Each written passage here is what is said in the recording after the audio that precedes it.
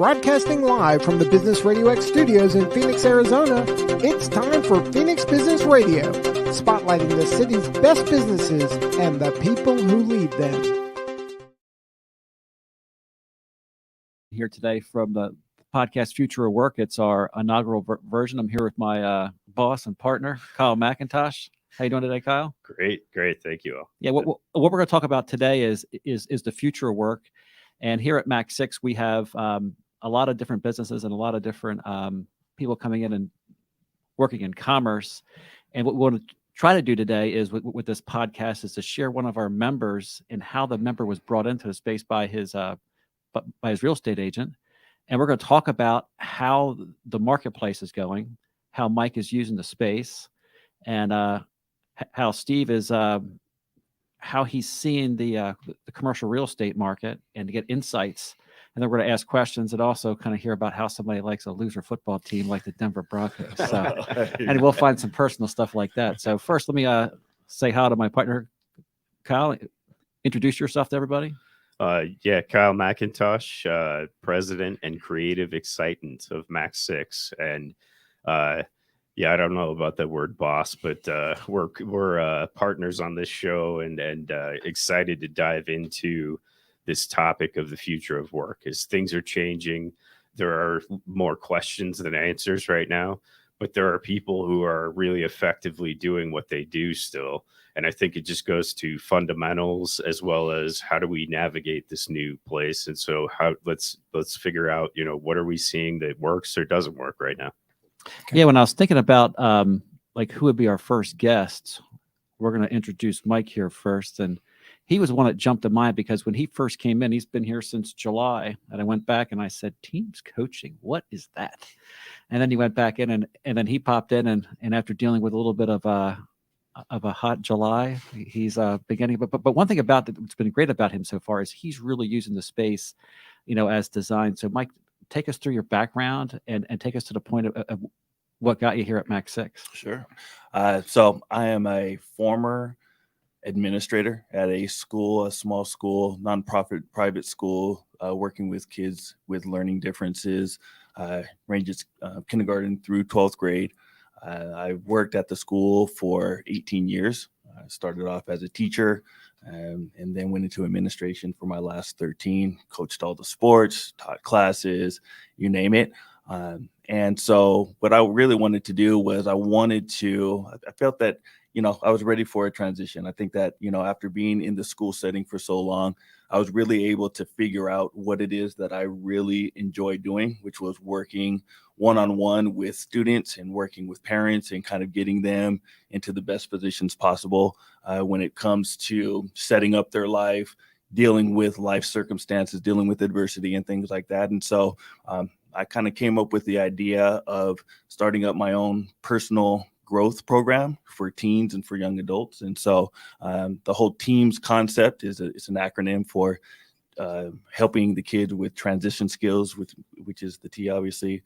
And then also the E is for educational support and executive functioning. The A is for athletic mindset. So for performance-based, dealing with disappointment, tempering expectations, things like that. The M is for motivation and mindset, goal setting, both short-term and long-term goals for the kids. And then also the S is for social coaching. And so I'm not just talking about, how to hold a conversation. I'm talking about social etiquette. I'm talking about going back to the old school manners and, really building healthy relationships and, kind of coaching them through some of the situations that a lot of kids struggle with nowadays. And so I customize plans for each of the families and the mentees, and it's been working out great so far. Okay, well, thanks for that. And you've been a great model tenant so far, and we can thank Steve for that. So, Steve, take us through your background and what got you to get to introducing Mike to our space. Sure, Al. About 3 or 4 months ago, I got a call from Michael.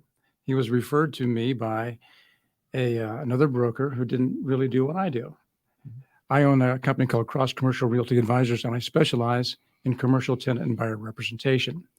I don't list properties, which means I can take a client like Mike to any property in the valley. Once I know his needs, find out exactly what he needs, identify the suitable properties, and then negotiate the sweetest deal we can possibly do. I've been doing this now since 1983. So this is almost my 40th year in the commercial real estate business, and I love it. You don't even look 40. So that's one of the things there. Thank you. Forget the future of work, the future of education. I mean, how are we going to have people that can do these jobs and create value if, I mean, that's really what you're working on, right, Mike? Oh, absolutely. I mean, there's so many things that you can do in school and within the 8-hour days, but there are so many things that you cannot do. You know, it's just like school is set up for academics, it's set up for structure and all of those different things. But what our kids need nowadays is these life lessons, these life skills, how to be a good sibling, how to be a good employee, you know, how to be a good a player on the sports team. And so all of those things, you know, people really try to touch on during the school day. But what I'm really trying to do is I want to normalize mentorship. I want to normalize circumstances like this where kids are able to go and have a go-to person that's not necessarily a teacher or a coach, but just somebody that they know that they can depend on, unbiased, non-judgmental, and that's going to be able to help them through a lot of life situations. Great. As you guys both described what you do, you spoke in a manner that spoke to a want to create a better environment for people that you're working with, or a better situation for people that you're working with. And I'm curious for both of you, like earlier in life, was there something that did you know that, Steve, that you wanted to do this when you were a kid? Or Mike, is this or did you just fall into this, or what is that driving force that's in you that makes you want to do this? Shall I start? Good. I kind of fell into this almost by accident. I was a sales manager for a large corporation called MCI, no longer in business, but it was pretty popular back in the 80s. I was tasked with finding space because we were growing so rapidly. So off I went to find another floor for us to lease. And I found, dealing with the brokers, that they were really only interested in leasing their spaces, and there wasn't a lot of information available about what was available and so on.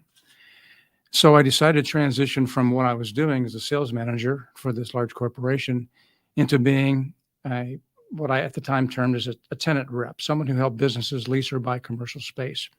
So I made that decision back in 1984. I've been doing it ever since. What I do, quite frankly, is to level the playing field between the tenant and the landlord. That's pretty much my business model. Great. Okay.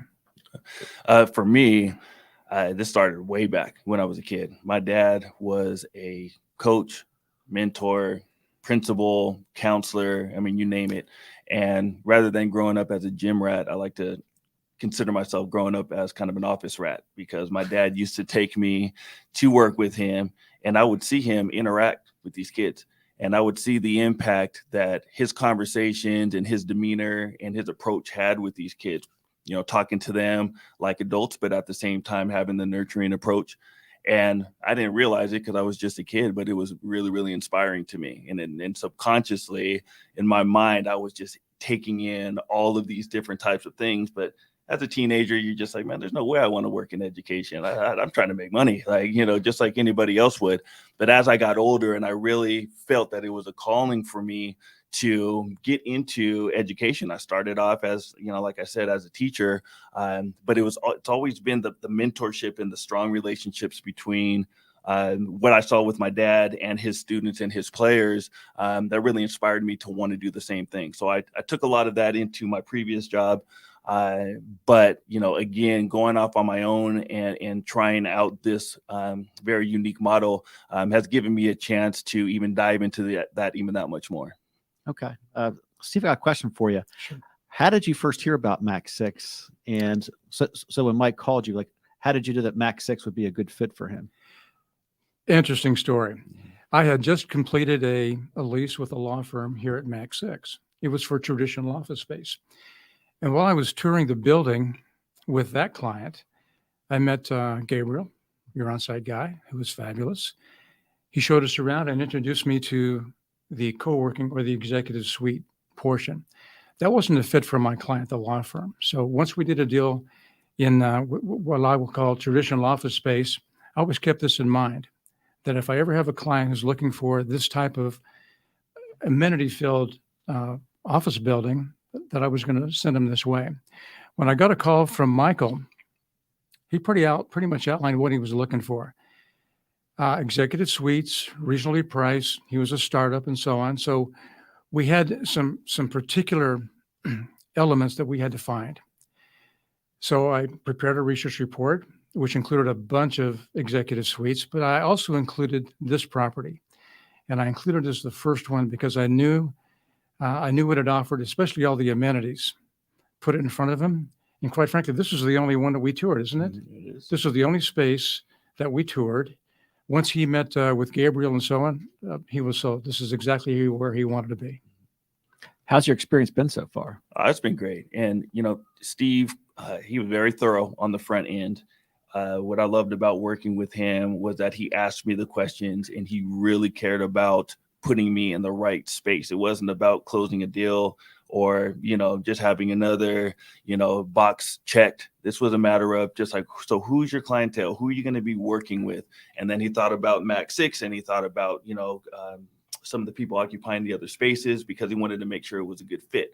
You don't want to have a bunch of kids and teenagers, coming in and out of a law office or a medical office or something like that. And so I think his thoroughness on the front end was very comforting for me. And so when I came down, I was just like, man, this sounds like a great setup, and he really kind of spoke highly and a lot of praise about Gabriel and the way that he was very personable and all those different types of things. And so when I stepped into the building and I met Gabriel, everything that he said, came to life. I mean, you guys all know Gabriel. He's very, very much into making sure that people are feeling comfortable and getting what it is that they needed. He took me all around and he showed me all the different amenities that that MAC6 has to offer.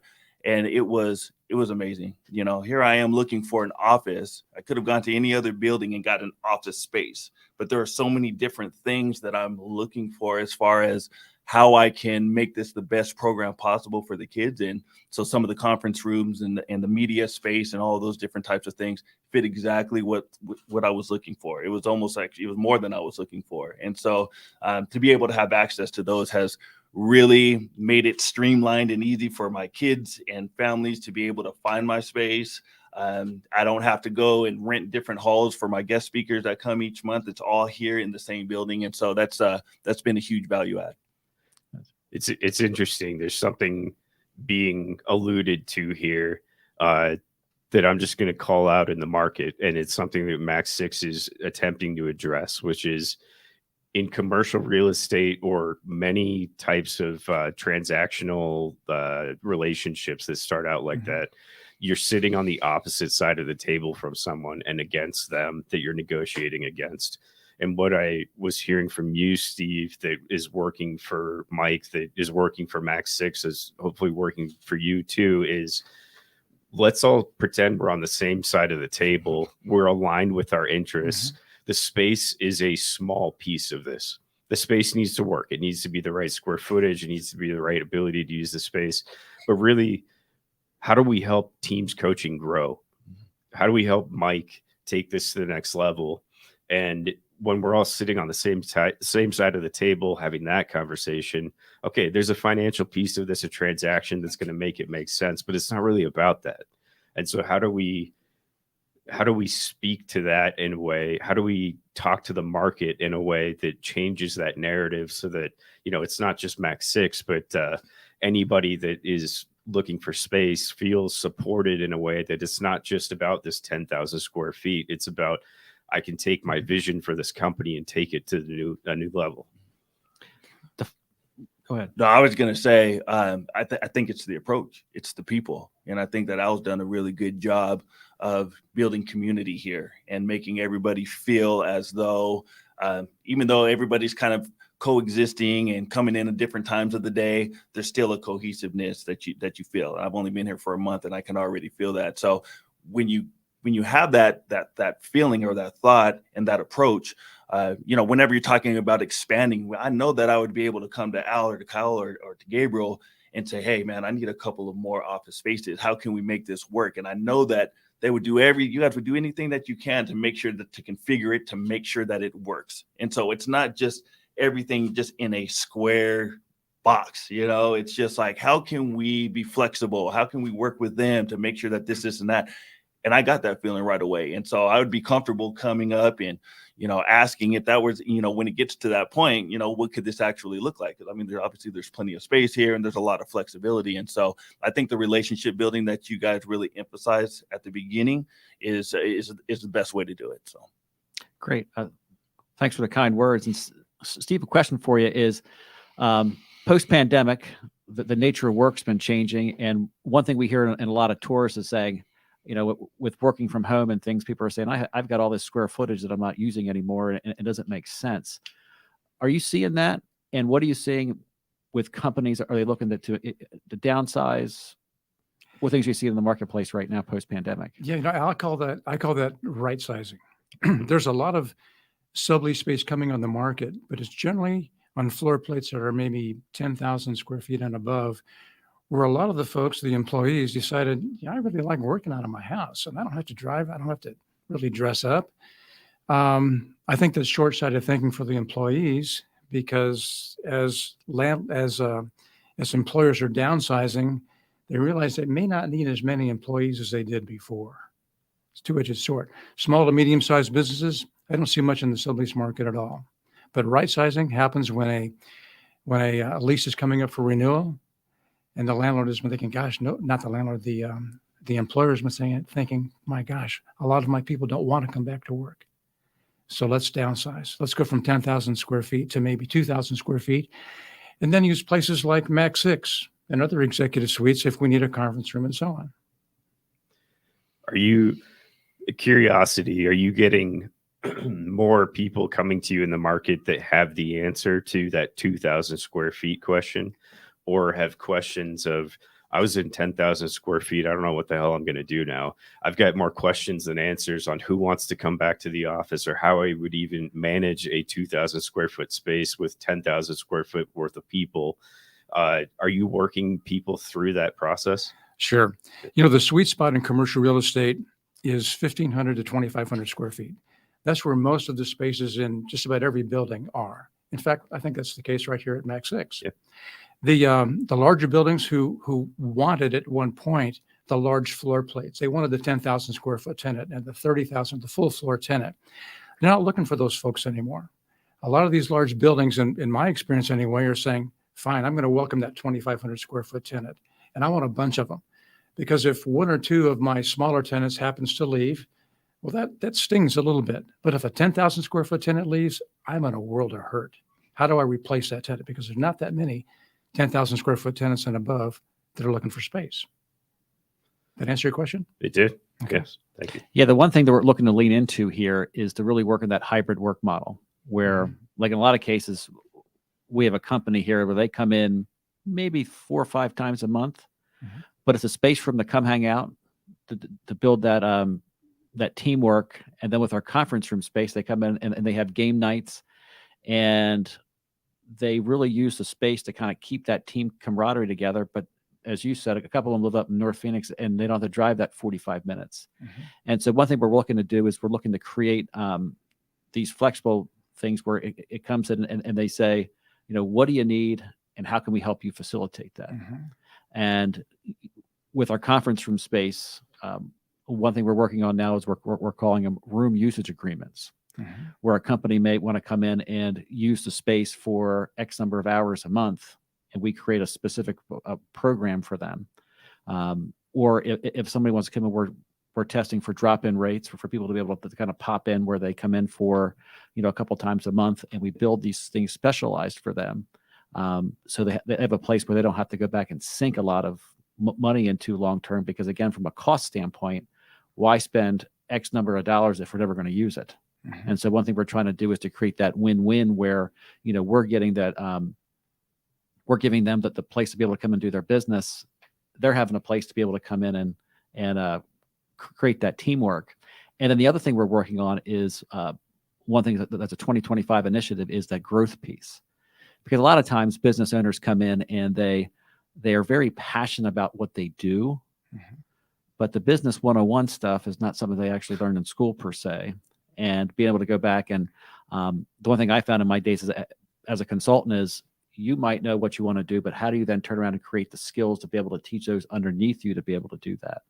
And so part of what we want to do as we bring our tenants in is to be able to help them run their business, but also be a place where they learn to grow their capacity of themselves and their people, and they grow their business. And so from the standpoint is that we're creating an environment where they can come flourish rather than just a place to come do business. Mhm.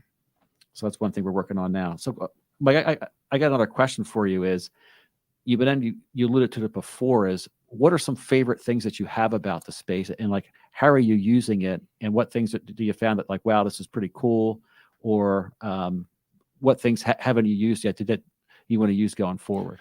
Yeah. So the way that my program is built, I have one-on-one sessions twice a month with the students.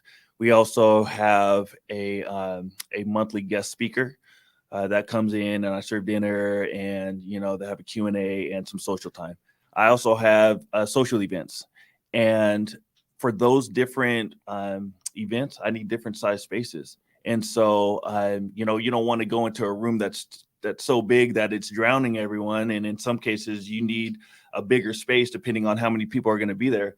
But MAC6 offers rooms of all sizes. And so whether it be the large conference room, whether it be the media room, whether it be a, kind of a smaller one-on-one space, there's so many different things that we have access to, which makes it a lot easier. And just like you're talking about, I mean, the whole thing is about being flexible. I mean, again, let's call it what it is. The pandemic changed everything. And so people are trying to utilize space in different ways for whatever works for them. And I think that you guys are on the cutting edge of, being able to figure out how to maximize that and meet the needs and be flexible. And that's what I'm enjoying the most. That wasn't something that I expected when I first came here. I was looking for the parameters of what we were looking for as far as an office space. And, maybe I can use a conference room here and there, but you guys have it all structured out where, you get certain credits per month for all the different things that you're able to do. And, there's some things that sometimes you just don't even know what it is that you need until it's presented. And it was presented right away, which is why I only needed one tour. That was it. So I knew exactly where I needed to be. And it was here at MAC6. I'll say, I probably shouldn't say this into a microphone, but I'll say it anyways, as I'm running a business here. But I think of this as like an entrepreneurial lab. And there's sort of experiments going on based on the market and what's going on with the economy and business. And so one of the cool things, to your point, sometimes you come in, Mike, and we don't even know the value that we could provide. And so I think it's all about that question, right?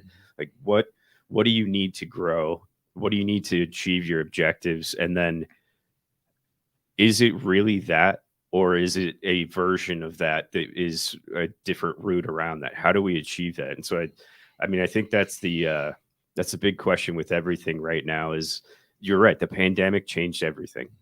And what it seemed to change that's a little bit scary, I think, is the people working from home is a piece of it, is that devoid of purpose, everything becomes about convenience.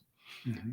And so reconnecting employees with meaningful work, with the work that they do, and it doesn't matter if they're in the office, out of the office, we're coming to I'm sure 10-year point after the pandemic, a reckoning of productivity and things that really we missed the ball on with this working from home and in person as we're figuring this out. But the way to do all of this more effectively is not to just manage quantitatively. Do I have to have a person in 20 hours a week in home, 20 hours a week in the office? But how do I connect that person more directly with the purpose that this business has and with their own personal purpose? That has nothing to do with this space. We own a box here that's like a entrepreneurial lab, and we get to fill it with people that are asking these questions. And I think that's the fun thing to do every day, is really, what do you want? What do you want out of life? And I think business is sort of missing that right now. May I absolutely comment to that? The way I look at MAC6, and I see a lot of properties every day, is that this is ideally set up as an incubator. You didn't use that word, but I think that's what you meant. So people like Michael a startup. There's so many amenities here that you wouldn't find in traditional or typical executive suites, sometimes called co-working spaces. And it's all right here. But the beauty of MAC6 is the flexibility. So, and you folks have already talked about this, but Michael can use as much or as little as he wants. And when he grows, you've got enough other space here that he can grow into it seamlessly. It makes it real easy. I have a feeling that Michael's going to be here for many, many years. You better be, Michael. Yeah, yeah. Well, I have a funny story that I'd like to share when you're talking about just opportunities that you have by sharing space with other organizations. The other day, I was finishing up a meeting and I was talking to the mom, about the session that I had just had with a student. A lady was here for a business coaching meeting with one of your other tenants, and she was waiting for her husband to come jump her car. And she was just kind of listening to the conversation that we were having, and it caught her interest. And she, knocked on the door after, and we were able to spark up a conversation because what I'm doing is something that she would be interested in for her 7th grade son. And so we were able to have this conversation, and those situations would never happen if I would have done this out of my home, or, if we didn't have, the opportunity to kind of just run into each other. And so I think that, along with just being able to kind of see people down the halls, and, after a month, you start to recognize people, get friendly with them, say hello, exchange stories, exchange business cards, things like that. And I think that's it's healthy, And that's one thing I want to share, people like back to my days as a management consultant is that there's always clients out there that need your business. Right. And the one thing that we want to go out and strike here, and part of us as being ambassadors, because we also have groups here, a group called Alliances, the Tempe Chamber of Commerce, Local First Arizona. And part of what we want to do, especially in the next few months as we get out of the summer season here, we get to more, where we want to go outside, is to be ambassadors for you and to be able to go back and say, one of the things about being a small business owner is you network a lot. And a lot of times you don't have a lot of time to network, but we also want to be places where we're out selling the people in our space. And one of my main goals in my position is to bring you work and value. And so from the standpoint is, by coming in here, if this is a marketing piece for you where you get revenue in the place where you pay, at a certain point, the ideal is to make that be a net positive. Because I know one thing that when I was here, because my background, I was a consultant, I was here since 2018. And, the first few months I did work out of here, but then after a while, I started having those conversations, and they said, well, maybe we can go ahead and start doing some work. And at a certain point, when I start going back and doing my numbers, I was breaking even or being plus for what I was spending here. And a lot of times when people go back and business owners say, oh my goodness, that's an expense. It's X number of dollars a year. But when you go back and you add the positives in through the revenue that you get in, through the relationships that you build, and from the knowledge that you get, again, people aren't going to be knocking on your door at your house. And if they are, you got to go back and say, okay, what's happening here? So it's something that we want to go back and kind of share that vision with other people. And that's why I appreciate you sharing it, because that's exactly what we want to have, is to say that, when I come in here, it's fun. Right. I'm having a good time, and I'm going to have a lot of fun next month when the Broncos are like 2-6. I'm not picking on you too bad. But from the standpoint, Steve, you had mentioned this before, and it was interesting. You said that the executive suite. Take me through, like, from a real estate viewpoint, an executive suite versus a regular suite versus a co-working desk. What does that thing mean to you? And when you're talking to somebody, how do you know that they're a good fit for that? Okay, it's a combination of things, Al. Executive suites, we used to call any space that has a bunch of small offices and they're leasing them out to different people, we used to call those executive suites. Well, a couple of years ago, some of the big players decided, let's change the name to co-working. I'm not sure why they did that. I really like the phrase executive suites. Co-working implies that you've got a bunch of long desks, people come with their computers, perhaps they sit down, they do a little work, and then they leave. Not a whole lot of collaboration involved in that. Executive suites, on the other hand, especially the business model that we have here at MAC6, is a lot different than that. So when I talk to a client, and I've got almost 3,000 clients now, when they tell me what they're looking for, it's pretty easy to decide where to try and place them. Of course, I give them a selection. Here are all the executive suites or co-working facilities in the Valley, but here are the ones that I think will be best suited for your particular business model. That's why we ended up here with Michael at MAC6. Did I answer that for you? Yes. Okay. The interesting thing, I've been thinking about this for 13 years. You've said two things, Steve, that have got me thinking about it again. We started MAC6 as a business incubator.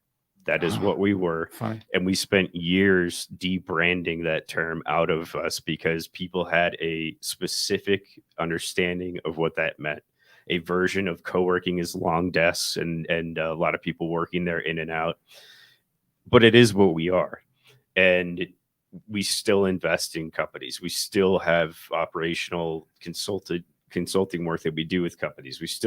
My job every day is not to necessarily sell more space. It's to stir this cauldron of people that are in our spaces and make those connections like you're talking about, Mike.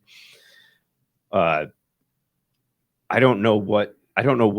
think that's going to be one of the biggest things that changes in the market is that people are going to have to get more specific about what their real value proposition is, because this has to be, even in co-working, let's say there's 40 spaces in Metro Phoenix now.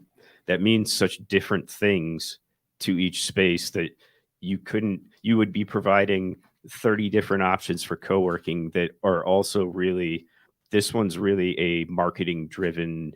If you're here, you're a part of this bigger agency. And this one, MAC6, is a entrepreneurial community for growth. I come here every morning and think this is simultaneously the most and least expensive MBA you could ever get. It's just hanging out around here.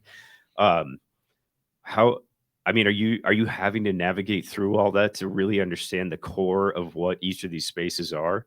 There's some standard, like traditional real estate is kind of, A class, B class, C class, and easily understandable, but the rest of it seems so much in flux. Is your question the difference between executive suites and traditional space? Just how much navigation are you having to do through? People are calling themselves co-working spaces. People are calling themselves incubators. They're calling themselves executive suites. They're calling themselves all kinds of things to sort through the branding part of it to say, how do I create a real fit here with the environment I'm putting someone into? I understand. Because I've been doing this for so long, I've been in just about every building in Phoenix. So I really know what they're like. I know who the brands are, the big players in the executive suites co-working space. So I know what they have to offer. Pretty much those big floor plate organizations rent you a room, they sell you a telephone, maybe some internet service, and then they start charging you for every little thing. They nickel and dime you to death. Boy, that's a kiss of death, especially for a startup like Michael. You mentioned entrepreneurials. Anybody who's in business for themselves needs to watch every single dime, every single nickel, every single penny. Do I really need to make another color copy? Maybe I could do that in black and white. Gosh, there's even a fitness facility here. So look at Michael, he's huge.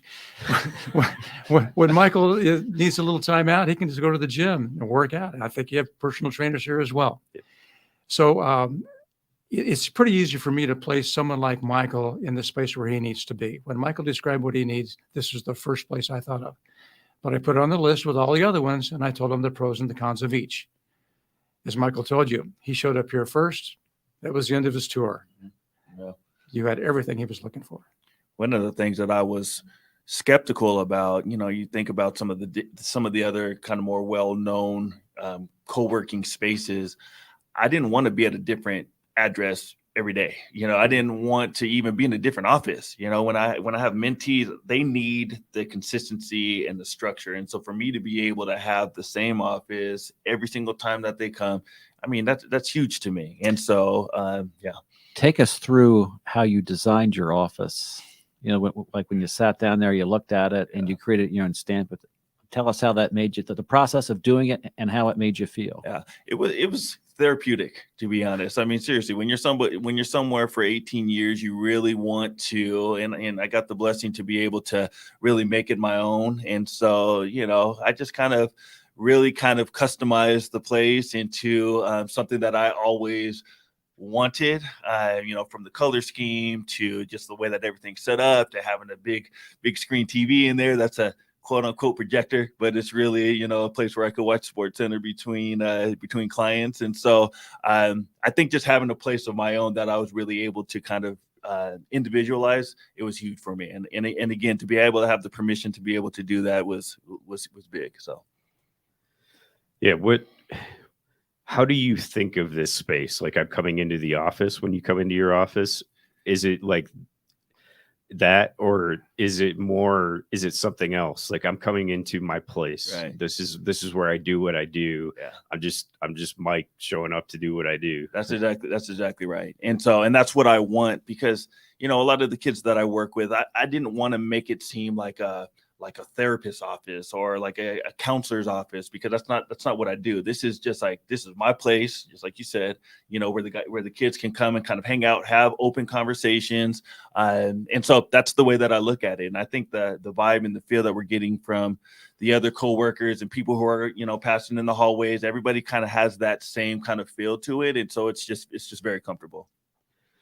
I would love to ask this question to everybody and how they perceive their office space. The law firm that you brought in, Steve, is working out great over there, seemingly. And I think a part of the draw for them too was, okay, I have this traditional office space with certain square footage, exactly what we need, but it's not just about that. I don't want to just show up to the office. I don't want to have to every morning think about the grind of having to drive through traffic to show up to the office to do a job. It's, how do I wake up excited to just do what I want to do? This happens to be a place where I can go to do more of that and be around people.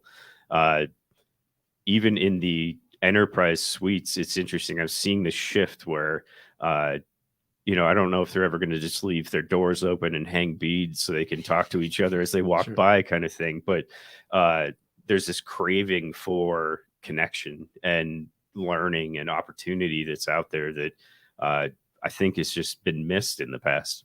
Yeah, that's one thing we're working to do, is to do fun things. Like, I remember back in my time at Chase, we had a budget to go do that. And as you were saying, as an entrepreneur and starting out, you don't have that budget for fun things to be able to go out. And a couple of things we've done here is we've had a Cinco de Mayo party where we went back and we fed everybody here. We're going to have a thing on the 14th where one of our tenants, Tiger Mountain, that has one of those urban gardens.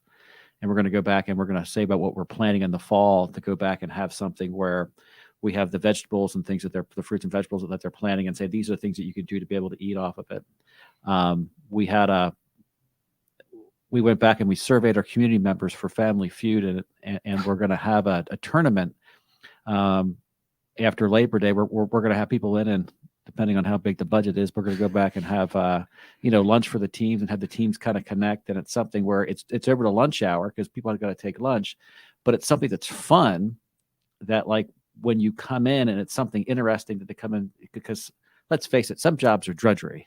And it's just like you come in and it's like, for the people that are working there with you, if you can create some fun and buzz about coming into the office, and we can do that for you, rather than you having to go back and pay for that, then it makes it fun for the people to come in. And then again, what Mike said before about kind of thinking about ways that we can kind of connect people together.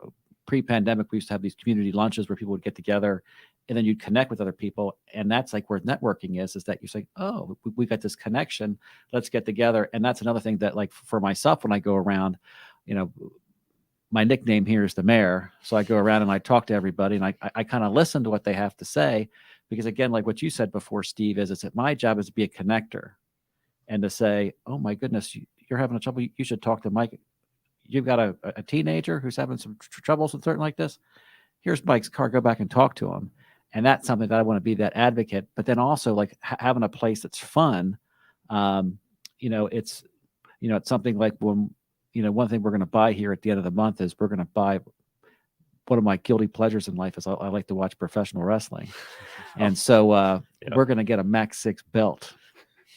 And so when we have, so when teams or something like that, and also, Mike, we're going to have like a co-working or individual team where we get people together so you can kind of compete for that. Nice. But we're going to do fun things like, and like in the past, we had a great, our previous community manager had things where we did hikes.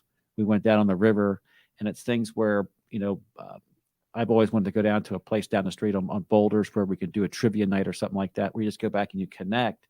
And so we have some companies that are really big they have their own cultures, but when you have a smaller business and you can't do those things amongst yourself and you can kind of get together and work in that group entity, then it creates that stuff because if you're doing work all the time, that can get draining. But if you have fun every once in a while, that really helps out.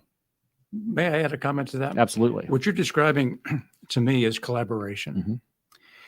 Mm-hmm. And, like I said, I've been in lots of buildings. I've seen lots of executive suites. And the one thing that most of them have is a landlord. And the landlord says, here's your space. Here's how much it costs a month. Your rent's due on the 1st. So they're a landlord, and that's how they're perceived. The way I look at MAC6 is and I'm going to hope you can understand the word I'm about to say is, I look at you folks as being more of a land friend, because you really reach out. You're concerned about their success because their success is ultimately your success as you grow and so on. Absolutely. And we talked about this a little, excuse me, a little bit in the beginning, but as MAC6 grows, I don't want this story to be about MAC6. We can be an invisible entity that stands on the shoulders of greatness of all of the companies that have come through and been a part of this. And that it's all about the connections. It's all about the working together and the collaboration and we are a landlord functionally as a part of what we do, but that's everything we do. Every time we're on a hike, I'm with Al, Audrey, Steve, Chrissy, Robert, but these are Robert's working for this company, Steve's working for this company, Al wasn't yet consulting for us. And so as we're on a hike and it's, we're doing this functional thing of climbing up a mountain, but while we're there, we're learning things about each other, about business, and these things are fun. These are the most valuable things you could ever do, is connect with other human beings who are smarter than you in a certain area and learn from them. Right. I think that one thing that's really important, kind of looking from a macro level and really kind of from a perspective of what it is that I'm doing, we're in a real crossroad right now with our kids and the way that they choose to spend their time. We're really battling with isolation and kids just jumping on their video games, closing the door and feeling like they have a community because they're talking online, but there's nothing like live in-person connection. And so if you couple that with the post-pandemic, everybody wanting to work at home and, not having those, we're at risk of really kind of losing that, as a society. And we don't want that to happen. Again, I'm not jumping on my soapbox, but the way that you guys are running this operation and really kind of encouraging that connection, it's very unique, and it's selfless. And I think that it's really going to help, kind of more than just the people that are in the building, but it's just like, this is what we have to be able to promote for our kids coming up, because we don't want them to just think that, okay, so you're just going to go from a kid who plays video games all the time to then you get a job and you're just going to work from home for the rest of your life. Then you're not even going to be able to make eye contact and you're not going to be able to carry on real conversations. And so I think the whole situation is bigger, but you guys are doing your part here, which is something that's very much appreciated. And Steve, thanks for that point, because about like a landlord, because like a lot of times your landlord comes in and they see you and they may not follow up, like when your air conditioner's not working or things like that, like sadly happened to Mike, but we track down and figure out what the issue is. But the other thing I think with Kyle and myself is that, Kyle can kind of talk about his training in the EOS model and things like that, is that we're not people who don't have business backgrounds. And I was sitting down with someone yesterday and, being a management consultant for the past 12 years, having a master's of management, and then, the co-owners, Scott, who, ran a successful business and things, is that we have people that can mentor and also kind of have that conversation, really sit down and say, I've got this problem. And as I sit down, well, let's talk about it. And guess what? We're not going to charge you for it. And like when you sit down and have that conversation, because I think as everybody knows, is that there's that one thing that's bothering you. And if you give somebody that solution or something like that, that's able to kind of click that, then they're able to take that and move their business forward. And if you have somebody that you can trust that cares about you flourishing and cares about you growing and also cares about you doing it in the right way, because there's a lot of businesses out there that, aren't really the best per se. And so what we want to do here is help everybody to aspire to be that way. And the one thing that we're working on is the Growth Academy, is that we go back and the main thing that I really want to help us focus on is there are a lot of groups that focus on the business owner, and there's a lot of things where we can point different partners to. But the one thing we really want to work on are those groups underneath them. When you want to grow, at a certain point, you run out of time. There's only X number of people that you can coach during the course of the day. You can't be 24 hours coaching because you've got a family and different pieces. And I always went back and said, you have a business to run, you've got your family to raise, you got your community to serve, and you also got to maintain your emotional, spiritual, and physical health. Mm-hmm. And the things that we want to do here is to be able to help owners do that and flourish as individuals and not, burn themselves out while they work and grow their business. And in order to do that, it's those people underneath that you grow their capacity to be able to help you grow. And you basically just teach like the business fundamentals. And Kyle has a great term that I can't think of right now, and that you said last week. Which one? Oh, yeah. There's a lot of them. I forget about them, but it was something about the discipline of business, and about that our role going forward is to become stewards of profitable growth, and through discipline, stewards of profitable growth through discipline. Because I think to all this, let me back up and then just go back to what you asked. Mike, you said a hot button word for me that I want to start, because even pre-incubator, the first ever idea of something that would come together here was Soapbox. And we are losing community spaces in the community. With the decline of the church in various places, where do people gather?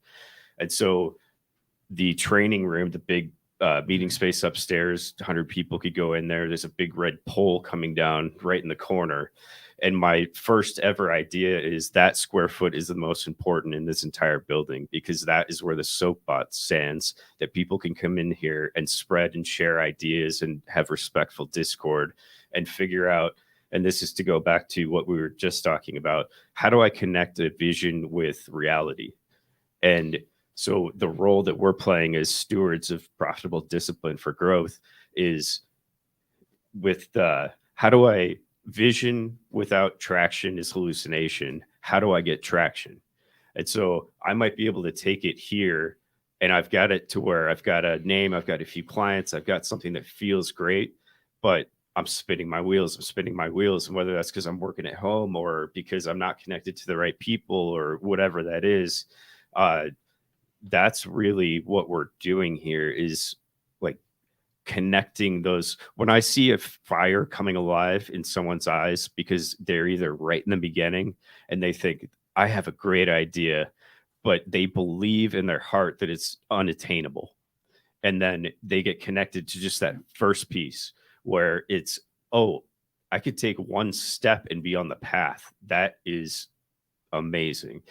And it's the same with any of the work that we do with any of the businesses, is they are farther along in that path, but they are sitting there feeling like, I put a 10-year goal out there, and it is like, it lives in my heart, not in my head. How do I connect those two things? And I think that's the work we really want to start doing.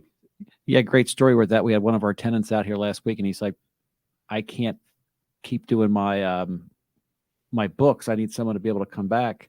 We went down and put 3 cards on his desk. Called these people, and he went back and he found the one. He said, thank you for helping me with that. And so that's like a thing, is where you go back and you might be able to listen and say, I'm struggling with branding, marketing. We got a branding company here. Let's go back and let's put you guys together. And that's something that, like, a landlord doesn't notice to say to do and things like that. So thoughts? Yeah, it's true. And, for me personally, I mean, for us to be right next to Manpower and, all these different recruiting agencies. Meanwhile, I'm working with kids on transition skills and going from college or high school into the workplace. I mean, there's so many opportunities for collaboration, and they're great people as well. And so, again, just kind of cohabitating and being able to see them on a daily basis, it's a real opportunity for connection. And the other thing is that we have a school here, so we got to get you over and introduce you to Catherine, and kind of go back and take you out to lunch and stuff like that. So, one thing to kind of, as we get to the close here, of the different things. So, what takeaways did you have from the conversation today? I mean, it was great to listen to Steve and really kind of get a better idea of what people are looking for. We're all coming from very different industries, but there's a lot of common themes. And for us to be able to kind of integrate those all together, it's been a lot of fun. So I appreciate the opportunity. Steve, what thoughts did you have today? This has just been fabulous to actually meet the owner, the land friend, if you will, and his sidekick. His sidekick, yeah. So many landlords, especially with these large executive suite operations, they're not staffed by the owner. They're staffed by an employee who comes in at 8 and leaves at 5. They don't really care. Their job is to lease space, collect rent. That's pretty much it. MAC6 is so much different. And that's why I love working with you guys. Yeah, thank you for that. You bet. Kyle, any thoughts? I have a question, and for each of you, and it relates to the future of at least what you guys are working on, and speaking to the future of work. What do you wish was better in the market, in the way that people work, in how kids are growing up, in their perception of the world? How can each of us, or collectively all of us, put something together that's a more productive offering to helping with some of these issues we're having? Mike, these kids that are coming through that are connected through video games, and they don't have that community, would it be interesting for them to talk with some entrepreneurs and learn about something other than just I go to middle school, I go to high school, I go to college, I get a job, but hey, what is this whole entrepreneurship thing? And so can we connect this more? What do you guys hope to get out of this in the future? Yeah, I mean, it's a big part of what it is that I do, which is part of the reason why I have a monthly guest speaker. I mean, the one that we had this month she was here kind of talking about the effects of technology and social media on the adolescent brain. And so it was a great resourceful information that she was able to give.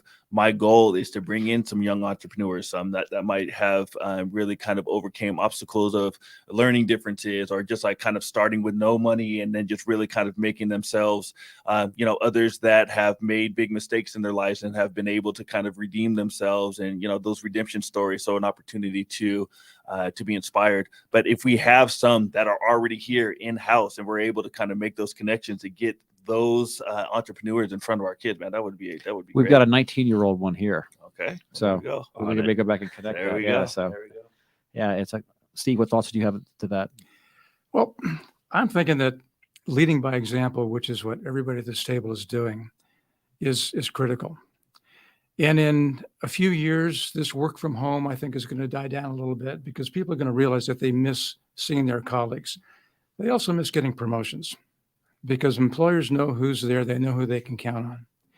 So I'm thinking now, what Michael's doing, bringing in guest speakers and so on, and sharing the wealth, because we all look a little bit different. We all have different experiences and backgrounds, and to be able to share that, especially with these young people, and also people who want to be entrepreneurs. Come on, we live in America. Isn't that what it's all about? So let's share the wealth, let's share our knowledge, and lead by example.